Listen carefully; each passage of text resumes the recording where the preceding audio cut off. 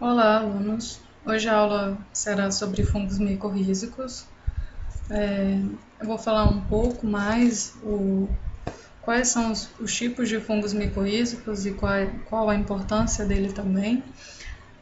Vocês já têm uma atividade, eu espero que isso ajude um pouco. Se tiverem alguma dúvida também, pode entrar em contato pelo WhatsApp ou pelo e-mail, como vocês já sabem. Então vamos lá. O que são micorrízas para começar?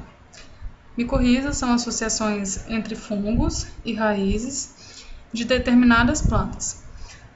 As hifas do fungo associam-se às raízes das plantas e vão auxiliando na absorção de água e alguns nutrientes. As micorrízas elas podem estar trabalhando como o nitrogênio e o fósforo. Como vocês podem ver aqui, há uma associação entre a planta, e o fungo. Então, o que significa micorriza? Mico, fungo, risa, raiz. Então, existe uma associação mutualista entre a micorriza e as plantas. O que acontece aí? Tanto a planta quanto o fungo se beneficia nessa relação. Da mesma forma que acontece com as bactérias fixadoras de nitrogênio e a planta, acontece também com os fungos micorrízicos e a planta.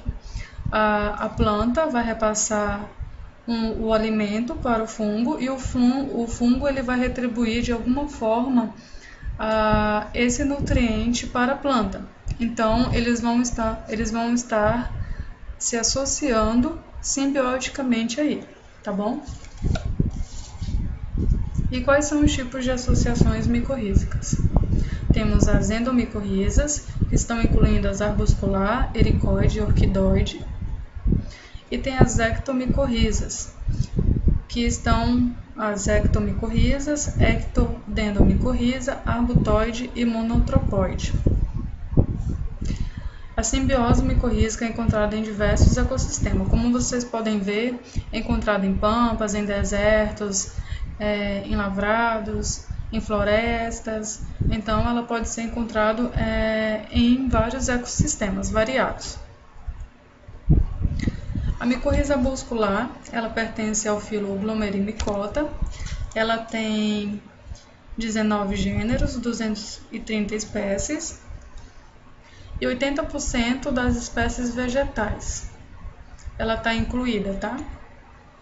Ela é da família Brassicaceae, Caryophyllaceae e Xenopodiaceae. Ela é um biotrófico obrigatório, ou seja, ela se propaga quando associada a uma planta viva. Ela só sobrevive a uma planta viva. Ela, no caso, diferente das bactérias que crescem em um meio de cultivo, elas não crescem em um meio de cultivo, é apenas em uma planta viva, como diz aqui. E as estruturas típicas? Hifas. As hifas parecem umas raízes, mas ela vai saindo do sistema radicular. Ela se origina nos esporos germinados do micélio externo e elas são importantes para a formação e funcionamento e perpetuação das micorrizas, certo? As hifas elas podem ser aceptada e septada. Aqui, como vocês podem ver na primeira imagem, ela tem septos e na segunda imagem ela não tem septos. Então, elas podem ser dessas duas formas. Uma outra estrutura típica são os arbúsculos. Eles realizam um intercâmbio de nutrientes entre a raiz da planta e o fungo. Eles são de extrema importância. Como vocês podem ver, ele parece uma árvorezinha. E tem as vesículas, que é o ensacamento da parte final das hifas. Como vocês podem ver também, ela é de forma oval e globosa e ela se origina do interior das células e a sua principal função é armazenar o alimento. Uma outra estrutura típica muito importante que pode ser visualizado no microscópio, como as outras também, são os esporos. Os esporos, eles são as estruturas importantes para a reprodução do fungo e eles possuem diferentes cor, tamanho, germinação, formação, agregação, como vocês podem ver aqui, né, nas imagens. E permitem a resistência do fungo a condições adversas. Diferente dos outros, eles têm mais resistência pelo tamanho também e a estrutura dele é mais resistente em relação às outras, por ele ser um pouco maior também. Como eu falei, ele pode ser resistente e maior, e geralmente eles são esféricos e grande correlacionado às outras estruturas. E como é que essa associação ela pode ser estudada? Por eles serem biotróficos obrigatórios, que não crescem em meio de cultura, como eu falei anteriormente, a gente pode trabalhar com eles com alguns procedimentos específicos. A gente pode fazer uma avaliação da colonização radicular, a gente pode estar coletando raízes, tá?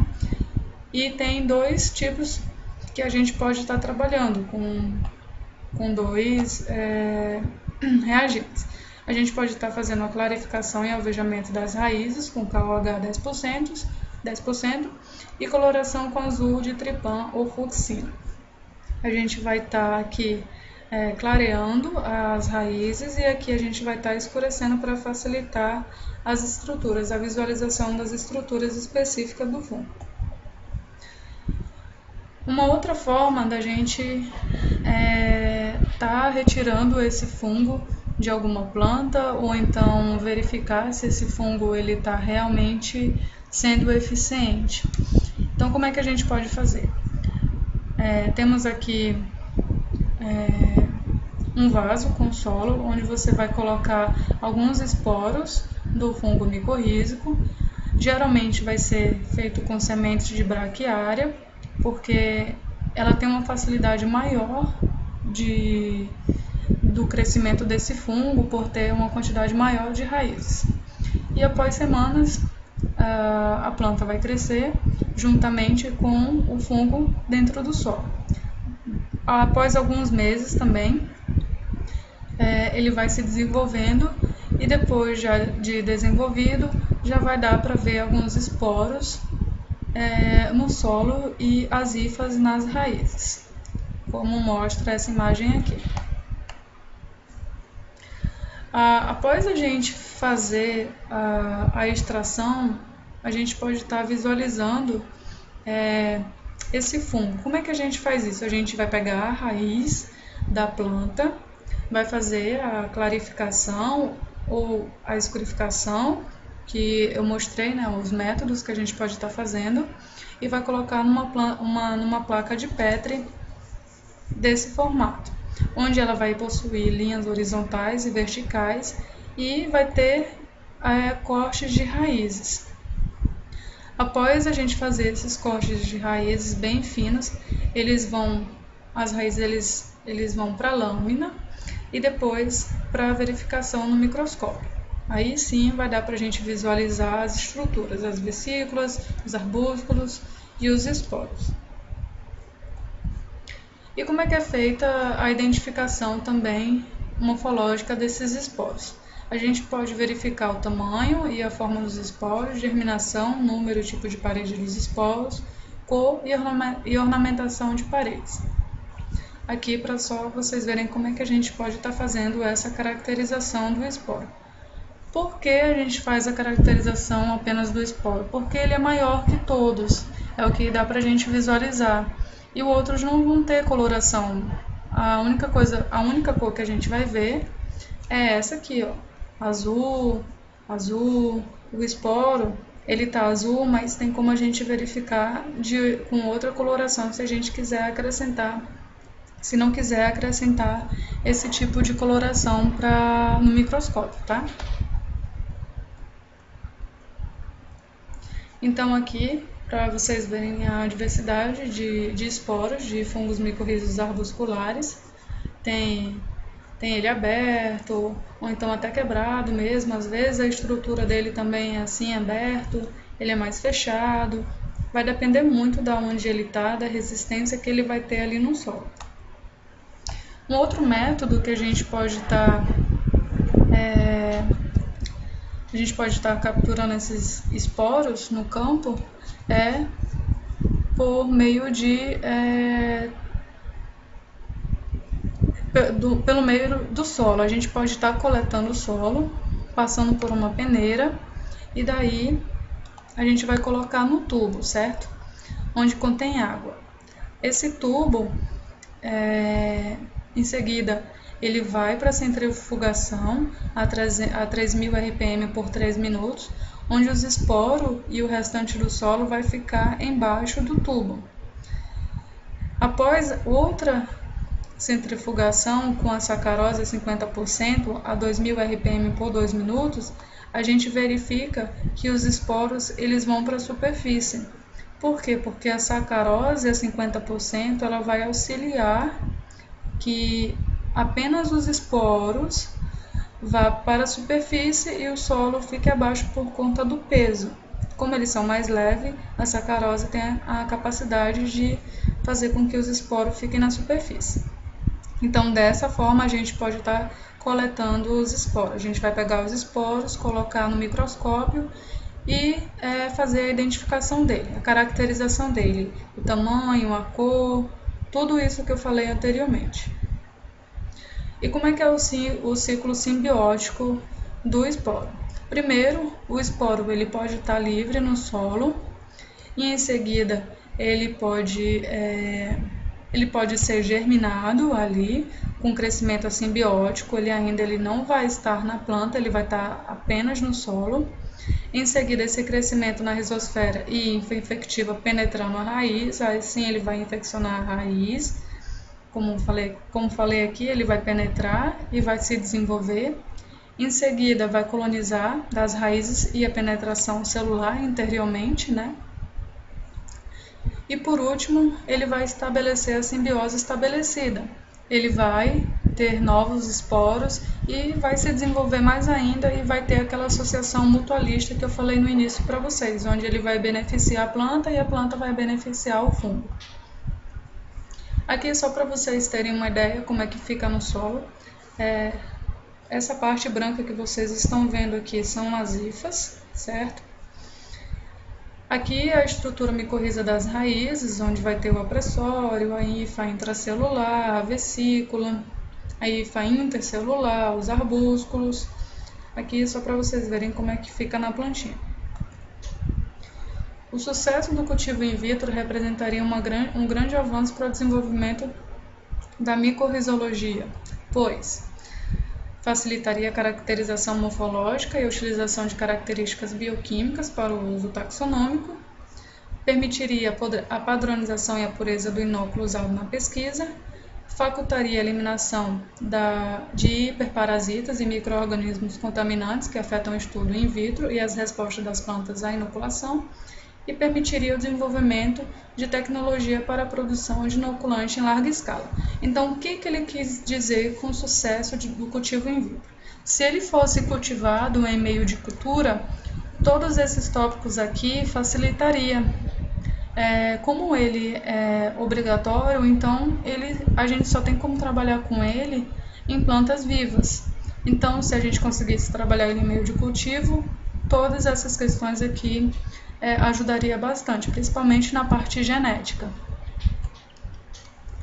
Aqui alguns produtos comerciais já de fungos micorrízicos, tá? A gente já tem aqui nos Estados Unidos, no Japão, Espanha, no México. Só para vocês saberem que já tem um produto micorriza. Ele é um produto que não é tão barato, mas compensa muito trabalhar com ele.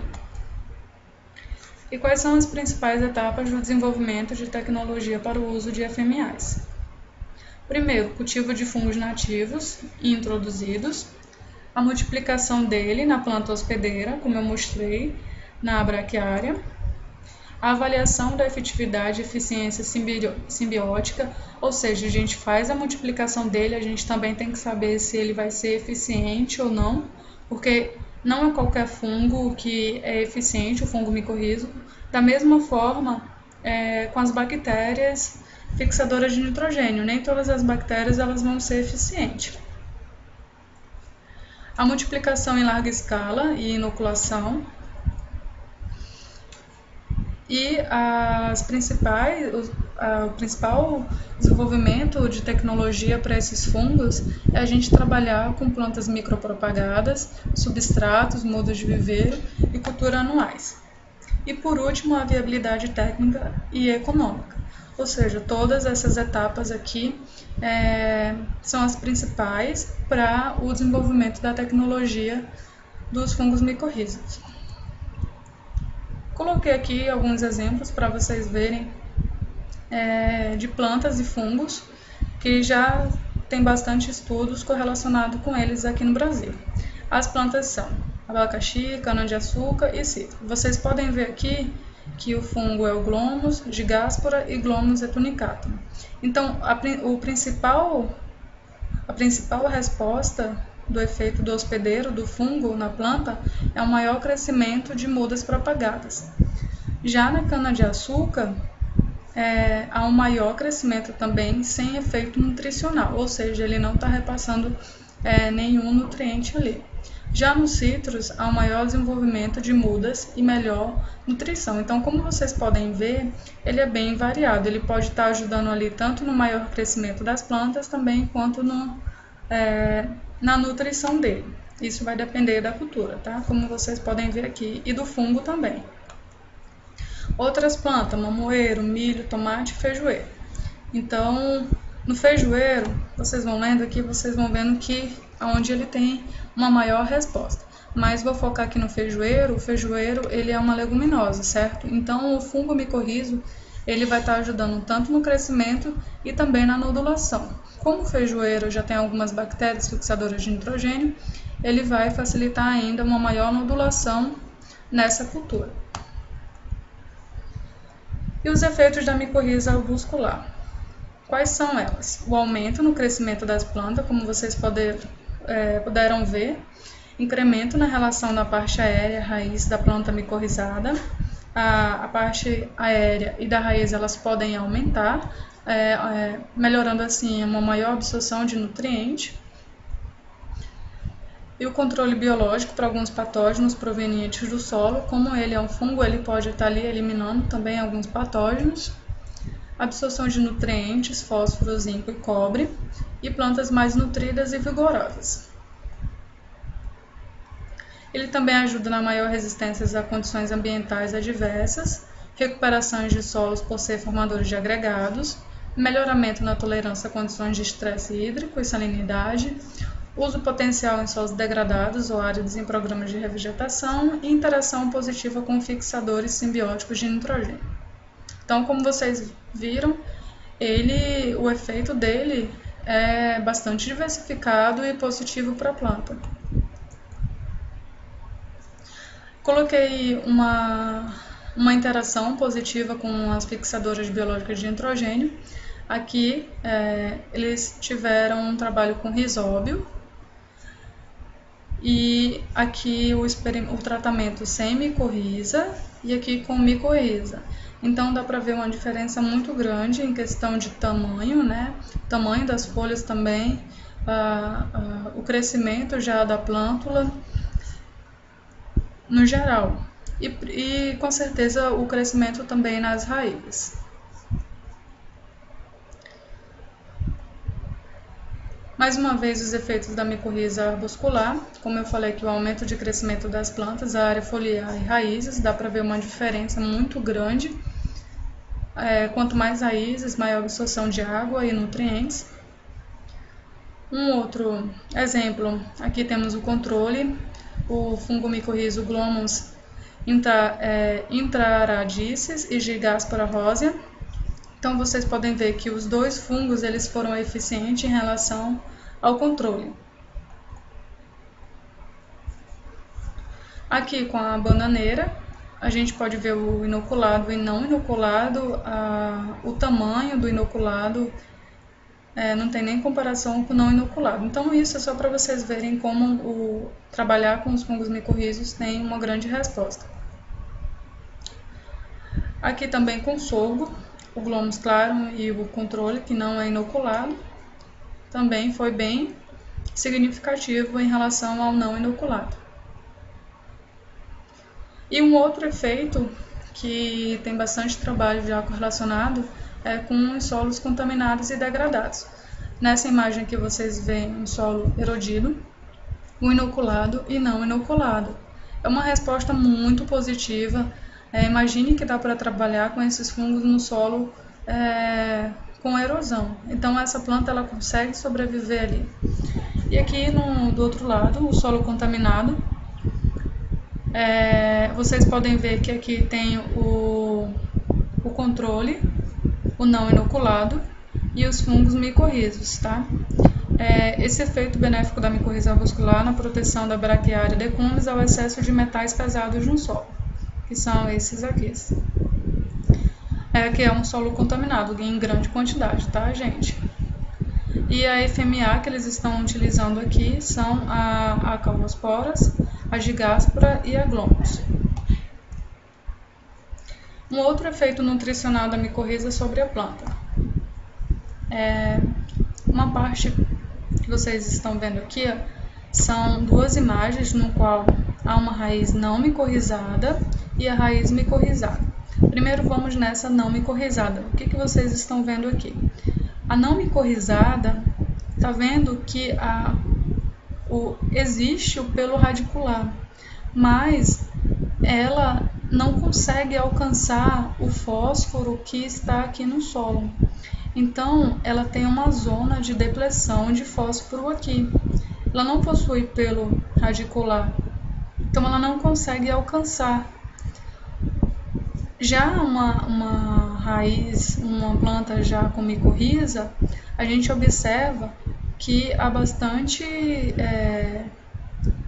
na verdade as hifas elas estão mais em desenvolvimento e as raízes também aumentam. Então, quando o solo está com pouco fósforo, essas hifas, os fungos micorrízicos, eles conseguem se expandir, eles conseguem buscar esse solo que tem mais nutriente, ele consegue buscar um nutriente em lugares mais longe ali no solo. Então, mas ele consegue sobreviver em comparação à raiz não micorrizada. Na verdade, ele consegue ser mais eficiente em comparação a essa que não está inoculada. Então, aqui, a extensão do micélio externo dos FMAs ultrapassa essas zonas de esgotamento das raízes micorrizadas, que é o amarelo, favorecendo a absorção do nutriente, que é o fósforo, principalmente. E os fatores que afetam a formação da micorriza? Tem a parte nutricional. Então, na parte nutricional, quando há alta concentração de açúcares, com maior disponibilidade de fósforo, a fotossíntese aumenta e a exportação de triosfosfato do cloroplasto para o citoplasma da folha. Onde a sacarose é sintetizada e posteriormente translocada via floema, como vocês estão vendo nessa imagem aqui, até as raízes. A sacarose e os seus derivados, quando presente em baixas concentrações, ela beneficia o crescimento do fungo. Quando é o processo inverso, ela inibe o crescimento do fungo.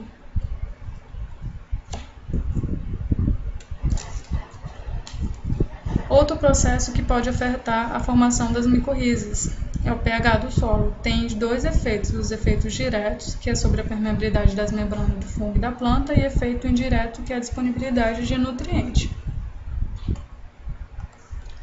E no sistema de produção também pode estar afetando aí a formação da micorriza, como monocultura prolongada. Se você está trabalhando com uma cultura só por muito tempo, isso pode estar afetando o crescimento e o desenvolvimento dela naquela área. Por conta também do pousio prolongado do solo, não vai ter uma biodiversidade ali no solo, não vai ter micro-organismos trabalhando ali. Então, vai ser muito mais complicado a formação dessa micorriza. Outra questão é a umidade do solo. tá? A umidade do solo, ela pode afetar muito a germinação dos esporos e a colonização das raízes e principalmente a esporulação dos fungos. Outra coisa que pode também afetar a formação é a presença de nematóide e collembolas. O que pode acontecer? Esses micro-organismos e esse macro, ele pode se alimentar do micélio e então pode reduzir a população de micélio ali no fungo e pode diminuir a formação e não expandir muito. Outra questão é a eliminação da vegetação, que pode ser por conta do desmatamento, o uso de fogos, né, e pastejo intensivo. Isso é um dos principais fatores, principalmente aqui no nosso estado, que ocorre muito, né? E outra questão é a inundação e empilhamento no solo, porque eles reduzem a viabilidade dos propágulos e da colonização. Alguns produtos que podem estar trabalhando eliminando também as micorrizas são alguns produtos como fumigante de solo, fungicida, herbicida e fertilizante. Então, de certa forma, eles podem estar atrapalhando ali na diminuição dos fungos e no desenvolvimento dele no solo.